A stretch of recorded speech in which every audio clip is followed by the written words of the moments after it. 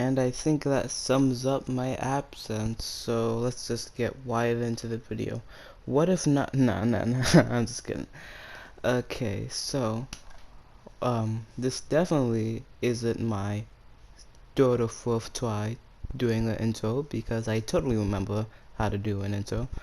Welcome back to my YouTube channel, or welcome to my YouTube channel.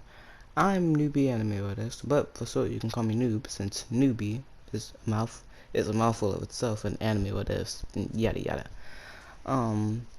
Yeah, this is What If Naruto Was Raised in the Sand Village, part 4, I think? Well, I'll be going over chapter 5, but I think it's part 4. Yeah, I'm pretty sure it's part 4. And if I was incorrect, then I said part 5, and you all are just dumb. Anyway, yeah, as you can clearly tell, I'm speaking louder than usual. It's 'cause it's 10:30 p.m. right now, and yeah, I don't know if my voice has changed at all in between the time I've been gone, which has been 4 months, but I don't know, probably. I'd assume not, and if it has, I'd hope it was a good change. What else do I have to say? Oh, wait, why have I been gone? Well, you see, the thing is, I got bored and really lazy. Like, I mean so lazy. I got bored of doing what ifs, and I didn't even open my laptop. I barely opened my laptop.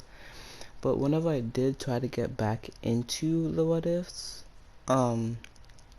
I just had insane writer's block. I at best could write 2 sentences before closing my laptop and watching YouTube, but nah, here it is. Here I am. And yeah. And because of that, I have like 13 pages to read to you guys. Is there anything else I want to address? Well, I'm going to actually try to have an upload schedule, you know, as YouTubers do. Ooh, I just got shot. Anyway, what was I saying? Why? I'm gonna try to have an upload schedule. Will it be consistent? Probably not. Will I try to make it consistent? Yes. I'm gonna upload like every 2 days. So today's Sunday. Monday, no upload. Tuesday, yes. Wednesday, no. Thursday, yes. Friday, no. Saturday, yes. And then it'll just repeat itself. So yeah. So Saturday and Sunday I'd upload back to back. Yeah, you get the deal. You get it. You get it. I've been going on for 3 minutes and I haven't even said the first word of the final chapter of the 5th chapter. I mean, it could be the it's not the final chapter. I talk way too much, so let me just stop boring you and actually get into it. What if Naruto was raised in the Sand Village, chapter 5, and if you heard that, I am sorry. Forgot to say. Any and basically all the background noise will be coming from my phone. Oh yeah, I got a phone. Yeah, will be coming from my phone, my mic being weird, or like my sister coming to my room, something like that. But with all of that being said, I believe that's it. Yeah, I believe that's it. So let's finally get into the actual what if. What if Naruto was raised in the Sand Village? Chapter 5, Return to the Leaf. A week passes and it's now time for the tuning exams. They all got ready and went out. Conqueror had needed to try out his newest puppet, so he had all of them fly on Anteater. It worked for the most part, but at points Tamari had needed to use her wind style on him so they didn't all fall. And they had Naruto give directions. When they all set foot in the village, Naruto got lots of nostalgia, but lots of PTSD at the same time. Luckily, he had his family to support him. Buzzword, family. How many times I say family? Anyway, when people tried to give Naruto the glares, they were met back with glares that could kill the entire bloodline. And then, all of a sudden, they all sensed someone running towards them. They were about to get in a fighting stance, but then they quickly noticed that it was a very low chakra signature. And when they were able to see the thing coming at them, they noticed it was only a little kid. And then Naruto, Kanko, and Gaara got a devious grin, and Tamari reluctantly played along. And then Konohamaru bumped into Kanko. "Hey kid, watch where you're going, or you'll regret it." Konohamaru was then dropped and Sakura had caught up with them. Before she could say anything, Sasuke threw a rock at Kanko. "That's Hokage's grandson. I'd be careful with him if I were you." "Who do you think you are?" Kanko was cut off by Gaara saying, "Kanko, apologize. If you don't, I'll kill you." But before Gaara could even finish, Naruto had busted out laughing, and then they all started to laugh. Gaara then said, okay, that was a failure. We were only trying to scare you, and we didn't mean anything serious by it. Sorry if we scared you a bit too much. I'm Gaara, the guy in black is Kankuro, the girl is Tamari, and the other person can introduce themselves. Sasuke had jumped down, and he, along with Sakura, had looked at the boy with red and yellow hair, with red and yellow hair and a red and yellow kimono, both the color swapped. So like the white side of Naruto's hair is dyed red, while the left side of his hair is actually naturally yellow. So where his yellow hair is, he has a red side of the kimono, and where his red hair is, he has a yellow. Wait, not where his for his yellow hair, he has a red kimono. Oh my gosh! So he has a kimono on, right? And it's red and yellow. For his yellow hair, the red is there. For his red hair, the yellow is there. Don't know why that was so hard. Anyway, sorry about that. Where was I? Color swapped. "Hey, Sakura, Sasuke, you miss me?" Utter shock was visible on Sakura and Sasuke's faces, and they had managed to utter out one word in unison. Naruto? The one and only. I'm kinda surprised you guys remember me. As you can see, I've changed quite a bit. They were so shocked that they couldn't say a word, but a new voice had said, "Why are there four of you? Are one of you waiting for your other team members, or is that just how you do things in the sand?" Then a pasty guy with black hair comes into the picture. This was obviously Sai.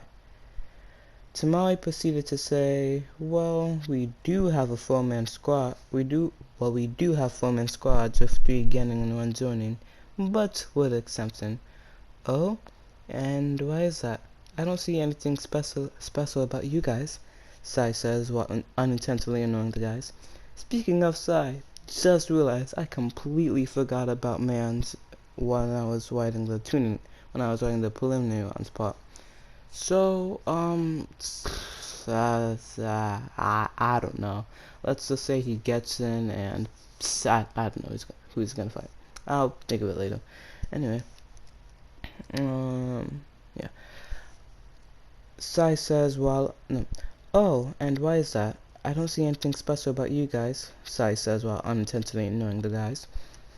"Oh, that's because we're all a very close family, and if you take one of us, you have to take all of us," Tamari states proudly. That is the Kazekage," Gaara whispers to Naruto. "What was that?" And like that, Gaara gets punched in the head for no reason. Anyway, Sakura says, getting out of her daze, "What are you guys doing here on the Leaf?" "Oh, we're here for the tuning exams. It's being hosted this year." "I assumed you guys were going to that as well," Gaara says. "Well, isn't that convenient? We are going there as well. Hope to see you there," Sai says as he starts to walk away.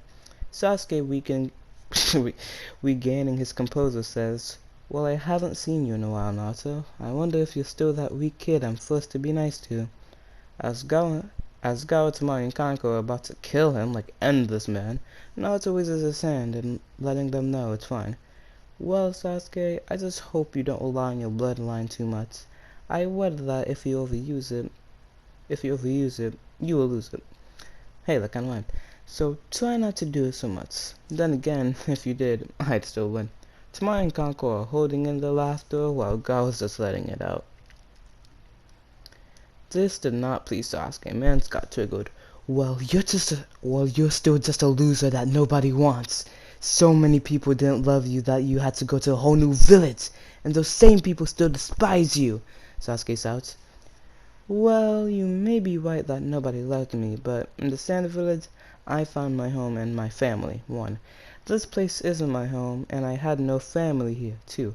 Right now, I'm with my family. 3. This place may be your home, but you have no family here. 4.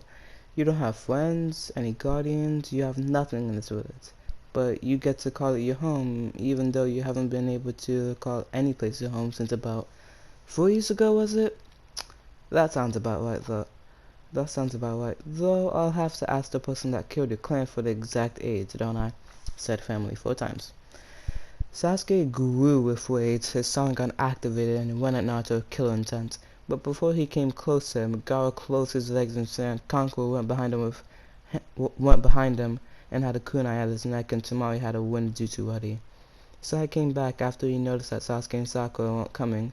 Then when he saw what was happening to Sasuke, he was going to take out his scroll, but Naruto said that there was no need for that, and had all of them release Sasuke. Oh, I have a cut on my hand.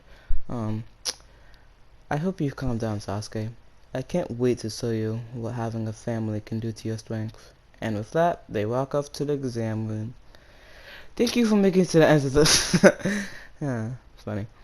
Imagine, like, I come back after 4 months and only make an 11-minute video. That'd be funny. When they enter, they get an overwhelming amount of glares and killer intent, but Kankuro, who is the weakest one out of the 4, lets out enough intent to make all of them turn away from their direction. The thing is that he just blinked and released that much intent while barely trying. Naruto then recognizes some faces, and when he goes over to them, he realizes that they were the rest of the Konoha 12. They all get surprised that Naruto has changed a bit, and Ino gets a bit flustered. But when he neither sees Naruto, she almost passes out, but Naruto catches her. They all catch up, and after a few minutes, Team 7 comes in. Now, I could have made like a Naruhina moment here, but 1, I didn't care enough. 2, I forgot. And 3, I can do that some other time. Anyway, Team 7 comes in. When Sasuke sees Naruto, he activates his Sharingan on instinct. Before he could do anything, he heard someone whisper in his ear, "If you try anything, I won't let Naruto stop me from killing you." This was Gaara making a mouth of sand in front of Sasuke's ear. Before Sasuke can react, the test starts. They all passed with flying colors since they had to study sand and leaf village history. They're also just that smart. Then they go to the Forest of Death. When they get to the forest, they think that they'll be able to take it with ease. After Anko goes over all the rules, they get the moon scroll. Once it begins, they debate whether or not they should take Kankuro's flying puppet, or if they should have Tamari blow all of them to the end. Excuse me. Before they can come to a conclusion, they all feel a sword of chakra heading their way, and they all jump up before the master blast of wind comes towards them. They land back on trees, and before the person tries to attack again, Naruto senses the source and points it out. "Guys, over there!" he yells. Gaara quickly uses the sand that they're standing on to bury their arms and legs in sand. Tamari then makes 2 wind clones, and they all say, "Wind style giant casting nets!" Then a large blast of cutting winds go towards the source, and it blows them away. After that, Kankuro takes out his color crew and has all of them attack at full power. Then after that, they all fuse together and capture the person in the puppet, releasing all the elements at once inside the puppet body. So Kankuro's color crew, red, blue, green, yellow, black, red, blue, green, yellow, I don't know, I forgot the colors I put in. So all of them, they fuse together to make this big puppet, and yeah. 14 minutes already.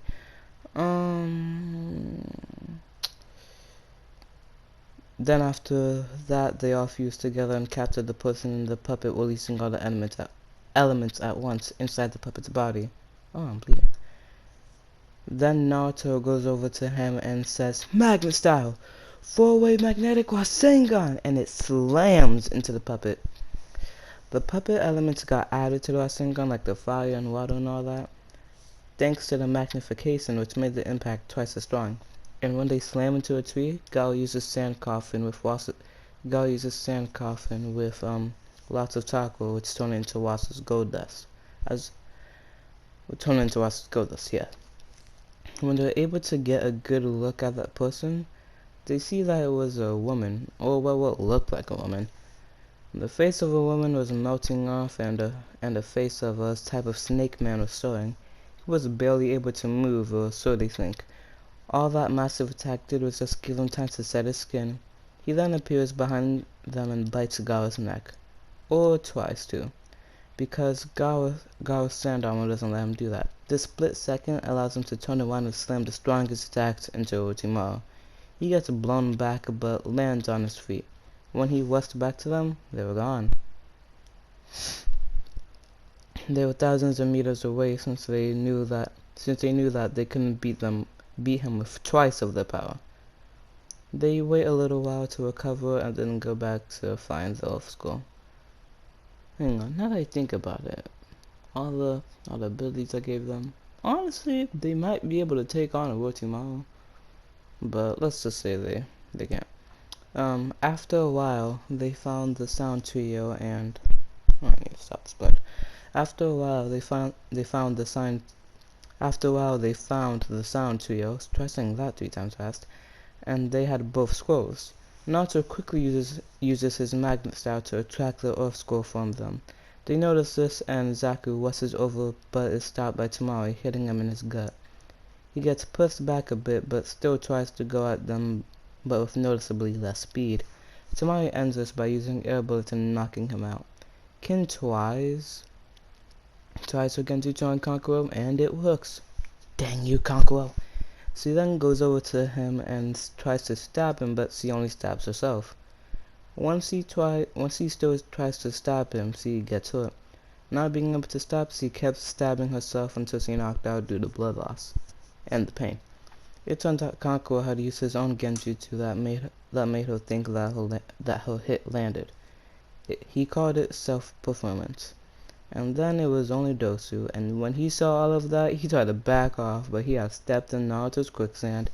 This allows Gawa to capture him in a stand coffin, and Naruto finishes the whole team off with a 5-star majestic destroyer flame. You know, that massive fire that Madara did. Think of that, but 1/4 of it. And this turns the sand Dosu was in into glass, since superheated sand becomes glass. Yes. Naruto's fire is that hot. Yeah. This turns the sand Dosu was in into glass, which cuts into him, and then he blows back the other two while burning them at the same time. We may have taken that too far. Tamari laughs off nervously. Well, the taco signatures were kind of wicked, so I think we did the right thing. Kankuro says, and then the debating starts once more to get to the tower, but Gawa gets tired of this and just whaps him in sand and quickly gets him to the tower. Tamari and Kankuro are a bit pissed, but they get over it. They were the first ones there, by the way. They then wait for about a week so the preliminary rounds begin. When the preliminaries start, they all notice that Sasuke is pausing at moments in the fight and that a black marking is coming up around his neck. Then they recognize the Taco signature and an evil one at that. Then they look at the joining stands to see Orochimaru once more, but with a different face. And speaking of Orochimaru, it really has nothing to do with him, but just wanted to clarify on the sound to you. While yes, they were beaten horribly, the Sand Quartet did get to the tower, did have to wear the tower for a week, so they were able to bounce back and got both scores and also made it to the tower. Just wanted to clarify. Anyway, then they look at the joining stands to see Orochimaru once more, but with a different face. Then they connect 2 and 2 together and realize that Orochimaru must have given Sasuke whatever he was trying to give to Gawa. After the match, they go up to Sasuke and talk about the fight with him. He just walks away from them, but he does take note of everything they say. However, Kakashi hears all of that and takes Sasuke to that secret ceiling place. All the matches go on as canon until it's Kankuro versus Yoroi. You know, that weird bendy guy, I think. Yeah. Maybe, I don't know. When the match starts, Conqueror is going to do his regular puppet thing by bringing out Quo, but he then remembers the thing that Yasumaru told him the day of the exams. Flashback! Hey Conqueror, come here. I have something to give you, Yasumaru says. Conqueror walks over and Yasumaru gives him a golden scroll and says, this is a little something to knock the other ninja out of their headbands. You can use it whenever, but it is a bit hard to contain its power, so don't apply too much soccer in it. Conqueror gives a bit of a confused nod and takes the scroll. He reads that it says golden puppet and gets ecstatic. And then it ends. Flashback! Over. Oh, that's so much fun to do. Flashback! Yeah, no. This is in present time. Well, I guess it's about time I find out what this thing is, Conqueror says. He then pulls out the scroll, releases what's inside, and on the ground is a giant black sword with strides of gold. When he picks it up, it's surprisingly light and swift. Well, I guess this is my Kenjutsu practice, Conqueror says as he rushes at Yoroi. He is pretty nervous seeing that big blade, but he doesn't back down. He waits for Conqueror to come at him, and when he does a basic slash that was easy for Yoroi to dodge. Well, it would have been easy if the gold dust from it wouldn't have grabbed onto his leg. So when Yoroi jumped up, dust left from the blade and dragged his legs down, slamming him into the ground. Then Conqueror put the blade at his neck and said, I think this is where you give up. My art is too much for you to handle. Insert hair flip. Then Yoroi pelts into smoke and sweep kicks Conqueror, and then adds a drop kick as he is falling. Brutal. And he amplified the kick with all of his chakra, so the kick made a cloud of smoke. When the smoke disappears, Conqueror looks cracked? His face is cracked up and his body is destroyed, almost like a puppet.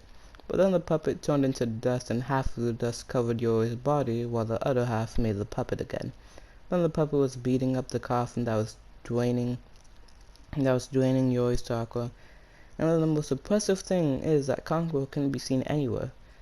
And when the pummeling is done, Conqueror gets out of the puppet as Yoroi falls out of the dust. He then says, I knew I was getting a puppet based on what the scroll says, but dang! I didn't think it was gonna be that strong. Well, I guess my secret weapon isn't that secret anymore. Oh well, he shrugs it off and goes up to the stands. Now Tsutomaru and Gawa are saying how impressive that was, while Orochimaru takes note of this and thinks of something he can do after the exams. This is important. Then the other fights happen, and now it's Tomoe vs. Tenten, and if it was a stomp before, oof, is it a stomp now?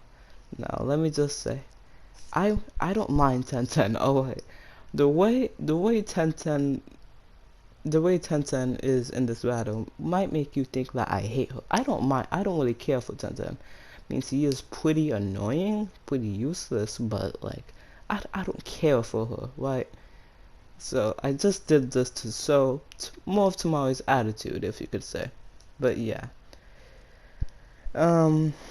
They both step down, and when Hayate begins the match, Tomoe legit speed blitzes her, appearing in front of her, going to slam her fan down on her, but instead, when she's centimeters away from hitting Tenten in the face, she gets behind Tenten,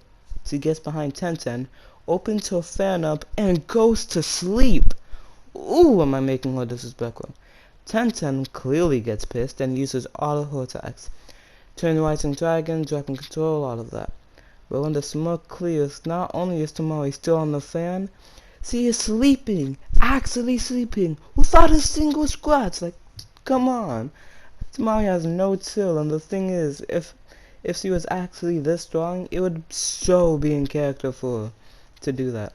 So Naruto has been dying from the blatant disrespect being thrown at Tenten. Speaking of, she is mega pissed and out of ideas, chakra, and energy.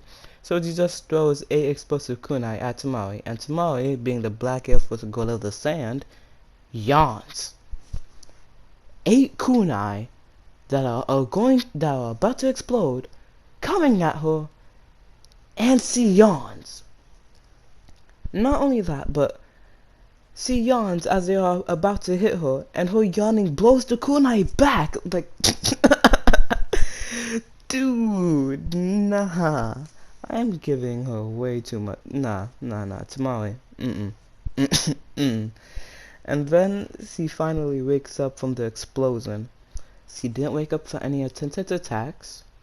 She didn't wake up from the impact. She woke up from the noise of the explosion. So the match ends. Neji is all mad and crap. Lee is concerned. Guy is trying not to laugh at his own student, and everyone else, literally everyone else, is either A, dang, she did her duty, or B, laughing their butts off. So Tamari goes up, but she sees a puddle on the stairs from one of the last fights. And if you thought the disrespect was bad, hang on, hang on. Tamari sees a puddle on the stairs from one of the last fights. She's like, yeah, I'm not walking on that. She then goes to Tenten, asks her where it hurts the most, and she says that it hurts the most on her throat, right? So, now, excuse my language, I rarely swear, right? But I don't think I don't think I can say any other word here. So, she asks Tenten where it hurts the most, and Tenten says her throat, right? So this bitch has the audacity to go to, instead of walking over the puddle like a normal, respectful young woman, she picks Tenten up by the throat, chokes her, walks over to the puddle, slams her on the puddle, making a little crater, and walks on Tenten. Oh my gosh! She even walks on her throat and makes sure she steps extra hard on it, like, dude, this bitch has just had no chill. Oh my gosh, this is making me love tamale. And I made this tamale. Good job, me. She gets back up at the stands to her dying team. Hell, even Yasumaru and the other Leaf Ninja are laughing. Once again, pardon my language. So after that wild match, to say the least, it is now Naruto vs. Kiba. Kiba says, I know I haven't seen you in years, but don't think I'm gonna take it easy on you. Me and Nakamura are gonna take you down. Naruto just stays silent, and when Hayate said begin, Naruto threw 4 smoke bombs. This threw him off a bit, but with his smell, he successfully found Naruto and used Man Beast clone, and then did Fang of Fang. This clears the smoke and bounces around the area to gain speed and strength. And then they go for Naruto, and as they are about to hit him, Naruto puts his hand out and 2 shuriken appear, and he just throws them at the 2. The second they hit, Naruto karate chops the 2 and they go out of the fangs. Naruto then jumps back and says, Water Style, Water Dragon Jutsu, and the dragons completely miss the 2. Or so it seems. After being thrown back by Naruto missing, they try Fang of again, but when they were exactly 8 millimeters away from contacting his face, the puddles that the dragons made had been pulled towards them and surrounded them in a water dragon prison, which is just the regular water prison jutsu, but with the attack and force of a water dragon jutsu. Hang on. My bad. Anyway. So after that, Kiba and Akamaru just pass out. Naruto goes back up and Gaara gets mad at him for holding back so much, and when everyone hears that, they almost lose it. And because of this, Gaara promises that he won't go easy on his opponent no matter who it was. And then Gaara and Lee get called to come down, and now this match goes exactly the same. Who would ever want to alter such a beautiful match? Well, I would say that match is at least top 20 and at most top 10 iconic fights in all of anime. Like, prove me wrong. Come on. Like, nothing you can say, nothing you can show me can prove to me that that fight isn't at least a top 20 fight. Top 20 fight. Maybe even top 10. Debatably a top 5. Anyway, getting off topic. Yeah, it goes exactly the same. The only difference is that Gawa isn't crazy and doesn't try to kill Lee, and he doesn't break his legs. After this, they get told about the 1 month training period, and they are dismissed. When the quartet gets home, they notice that same malice chakra, but even amplified. That chakra is already in Wasser's office. One day, Watson and prepare to fight. Watson calms them down and says, I know what they seem. I know that they seem bad due to the taco, but they are really nice. Children, meet Kuma. Why are they here? They all shout in unison. Well, if you four were to calm down, then you would know that I'm only here to offer... Hang on. Well, if you four were to calm down, then you would know that I'm only here to offer Lord Forth, your father, a type of business opportunity. And what would that be? Yasuma would ask. Oh, nothing. It's just something involving the leaf. And that is where I end off. Okay, so did you like it? Did you like it? Did you hate? Did you like it? Did you hate it? Would you hate it? First, didn't call me Chris's intro announced doing what's his name? Onokage's outro.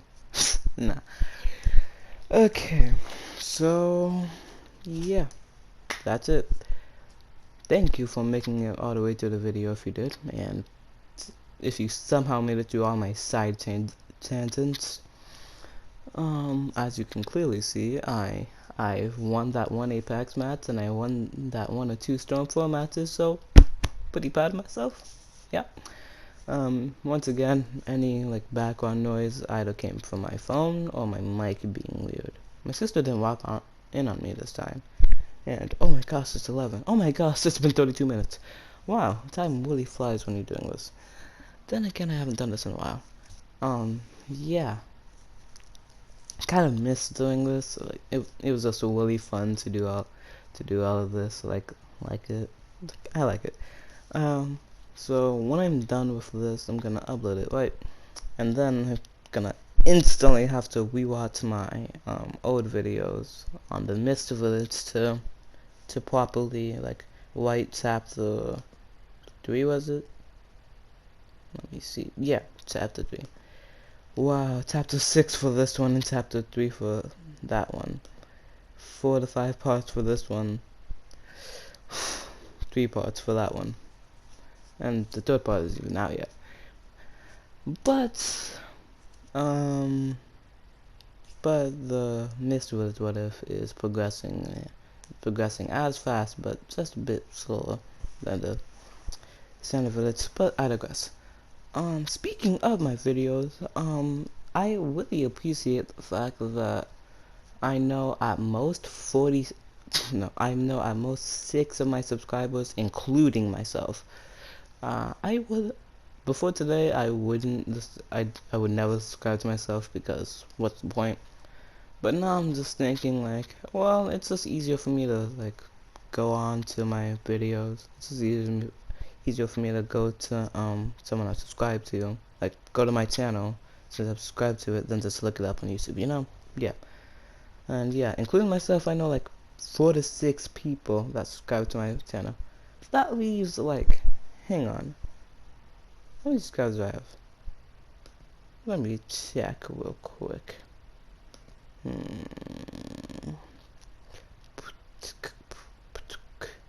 I have 44 subscribers. Okay, so let's say I have 6 at most, including me. 44 minus 6 or 44 minus 4 is 40. 40 minus 2 is 38. 38 of you subscribe to me. What the? No. That's not even the craziest part. My most popular video, What If Naruto Was a Rogue Puppet Master? Part 1, 745 views. What? What is that? What is that? 6 months ago. I'm like squeaking all over the place. What are you talking about? I mean, I'm probably still squeaking, but you get the idea. What? Like, dude, I appreciate it so much. Thank you. Thank you. Mwah, I love you. Thank you. The funny thing about that is, Rogue Puppet Master, almost all of its videos are 100 views. There's only 5 videos, and 4 out of those 5 videos are 100 views. It's just the last part that's at 70 views. So I'm just confused how specifically Rogue Puppet Master got this many views. I I didn't even like it that much. Like, I was way more intrigued on what if Naruto kept the skull ceiling. Like, ooh, what if Naruto kept that thing he got from episode 1? That what Puppet Master was just, I have nothing better to do, let me just do that. But you guys clearly liked it. Oh my gosh. And my least viewed videos are What If Naruto Kept the Skull Ceiling Part 3 and What If Naruto Was Raised in the Mist of Village Part 2. Both 21 views. So 21 of you guys saw my video. At least 15 of you guys saw my video, because I've watched my videos over a couple times. So like at least 15 of you have watched my video, at most 21. Thank you. Yeah, I've been talking for like 5 minutes straight. Well, to be more specific, 26 minutes straight, but you get the idea. You get the idea. Yeah, no, just thank you. Thank you for everything. I genuinely really appreciate it. After this, I'm probably gonna listen back to it, get lazy after the first 2 seconds, then just upload it, and start working on the Mist Village, what if. Or I'll work on it tomorrow, who knows. Stay off of school, yeah. I have to bounce to school. How did I forget that? That time will come when it comes, which is only in 2 days, but yeah, whatever. Thank you for watching my video all the way through. Thank you for watching me. I really appreciate it. I didn't think I was gonna get any views, and I still mean it. When I'm not lazy, I would, if I wasn't lazy, I would just keep uploading all these what ifs.